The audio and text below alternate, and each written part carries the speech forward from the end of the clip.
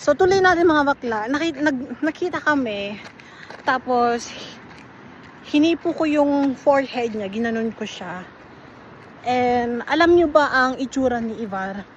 Super, ano siya. Alam yung wala na siya sa katinuan.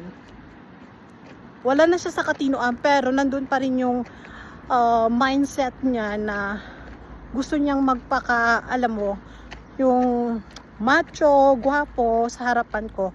Nasasaktan ako ng super. Gusto kong naiiyak ako.